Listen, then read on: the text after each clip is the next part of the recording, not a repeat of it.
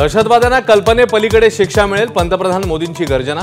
दहशतवाद्यांची उरली सुरली जमिनी नष्ट करण्याची वेळ आल्याचा दिला इशारा।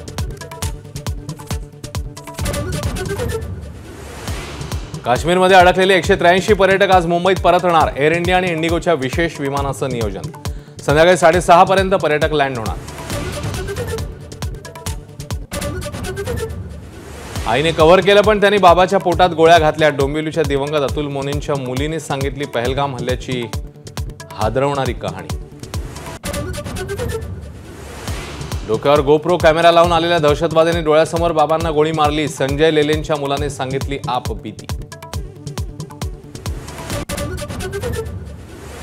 जीव वाचवण्यासाठी आमच्या टिकल्या काढून फेकल्या। अल्लाहू अकबर म्हटलं तरीही अतिरेक्यांनी गोळ्या चालवल्या। कौस्तुभ गणबोटेंच्या पत्नींनी सांगितली आप बीती।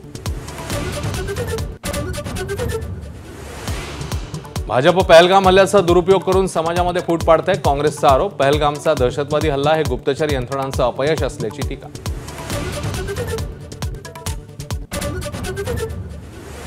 भारताने केलेल्या राजनैतिक कोंडीला प्रत्युत्तर देण्याचा पाकिस्तानचा प्रयत्न। 1972च्या शिमला करारातून बाहेर पडण्याचा विचार। पाकिस्तानच्या राष्ट्रीय सुरक्षा समितीची आज बैठक। भारतातून उड्डाण करणाऱ्या विमानांसाठी पाकिस्तानचं हवाई क्षेत्र बंद होण्याची शक्यता। पाकिस्तानच्या राष्ट्रीय सुरक्षा समितीच्या बैठकीमध्ये होऊ शकतो निर्णय। पाकिस्तानच्या उच्चायुक्तालयामध्ये केक कापून कसलं सेलिब्रेशन। कर्मचारी केक घेऊन जात असतानाचा व्हिडिओ व्हायरल।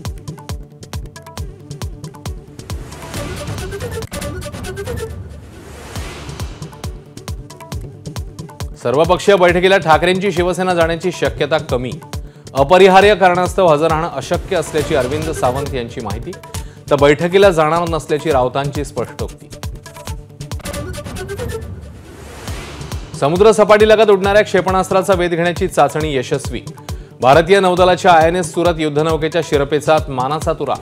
पाकिस्तानशी वाढत्या तणावाच्या पार्श्वभूमीवर चाचणीला महत्त्व। पाकिस्तानी अभिनेता फवाद खानच्या आगामी अबीर गुलाल सिनेमावर बंदी। सिनेमा प्रदर्शित होणार नाही। माहिती आणि प्रसारण खात्यातल्या सूत्रांची माहिती।